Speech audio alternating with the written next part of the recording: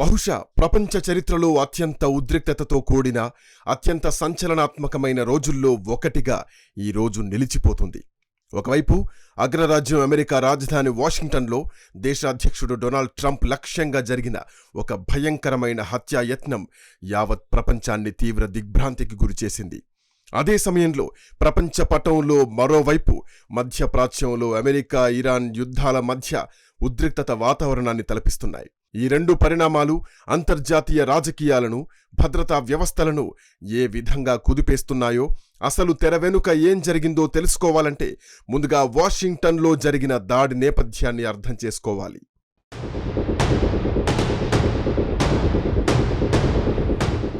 America రాజధాని వాషింగ్టన్లోని ఒక అత్యంత విలాసవంతమైన అతిథి గృహం ఆ దాడికి వేదికైంది.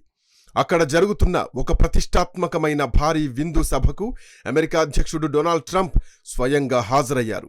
అత్యంత కట్టుదిట్టమైన భద్రత, వందలాది మంది ప్రత్యేక భద్రతా అధికారులు ఉన్నప్పటికీ ఊహించని విధంగా అక్కడ తుపాకీ కాల్పుల మోత మోగింది. అధ్యక్షుడు ట్రంప్ ఉన్న అత్యంత సమీపంలోనే ఈ కాల్పులు జరగడం అమెరికా భద్రతా దళాల చరిత్రలో ఒక అతి పెద్ద వైఫల్యం. కాల్పులు జరిగిన వెంటనే క్షణాల వ్యవధిలో భద్రతా సిబ్బంది ట్రంప్ పైకి దూకి ఆయన్ను చుట్టుముట్టి సురక్షిత ప్రాంతానికి తరలించారు. ఈ ఊహించని దాడితో నగరం అంతటా అత్యంత అప్రమత్తత ప్రకటించారు.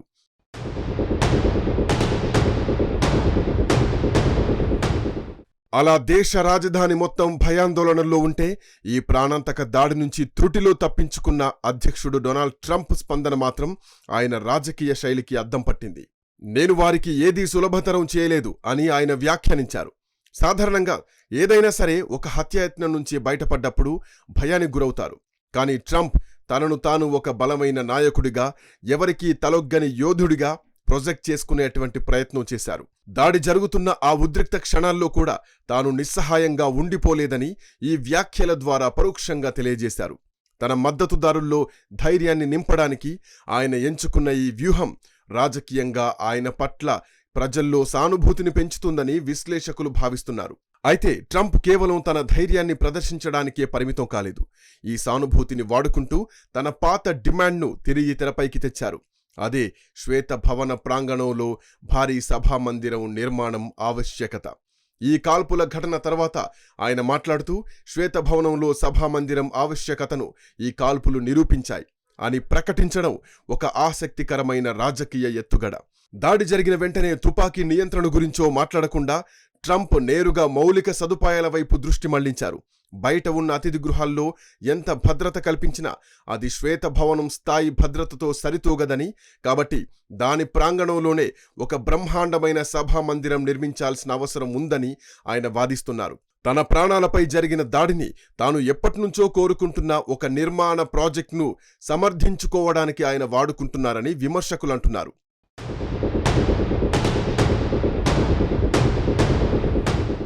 ఒకవైపు రాజకీయ విమర్శలు ఎలా ఉంటే, అసలు ఇంతటి భారీ భద్రతను ఛేదించి ఈ దాడికి పాల్పడిందెవరు, అతని ఉద్దేశం ఏమిటి అన్నది ఈ కథనంలో అత్యంత సంచలనాత్మకమైన కోణం. పత్రికల్లో ప్రచురితమైన ఫోటోలు ఆధారంగా యువకుడు పట్టభద్రుల దుస్తులు ధరించి విద్యావంతుడిగా కనిపిస్తోండగా, అలాగే బేడీలతో విచారణాధికారుల ముందు నేలపై పడి ఉన్న ఫోటోలు కనిపిస్తున్నాయి. ఒక విద్యావంతుడైన సాధారణ యువకుడు హంతకుడిగా ఎలా మారాడన్నది ఇప్పుడు సమాజాన్ని వేధిస్తున్న ప్రశ్న. అధికారులు స్వాధీనం చేసుకున్న అతని ప్రకటన పత్రంలో ఉన్న ఒకే ఒక్క వాక్యం, నేను ఎవరి క్షమాపణను ఆశించడం లేదు, అందరినీ కలిచివేస్తోంది. ఇది క్షణికావేశంలో చేసిన దాడి కాదని, పక్కా ప్రణాళిక రచించి చేసిన దాడి అని, సమాజంలో యువతలో తీవ్రవాద భావజాలం ఎంతగా పెరిగిపోతుందో ఈ వ్యాఖ్యం స్పష్టం చేస్తోంది.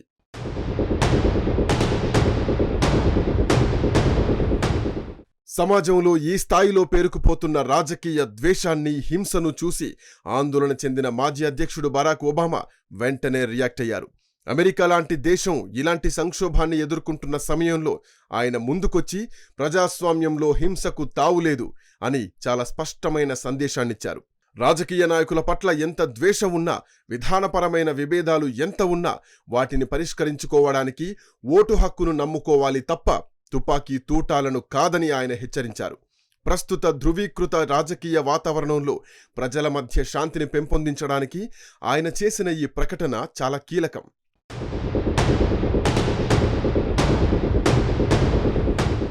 ఇలా అమెరికా అంతర్గత హింస, రాజకీయ అశాంతితో పోరాడుతుండగానే దేశ సరిహద్దులు దాటి అంతర్జాతీయ స్థాయిలో మరో మహాముప్పును ఎదుర్కొంటుంది ఏకకాలంలో. అదే ఇరాన్ అణు కార్యక్రమం.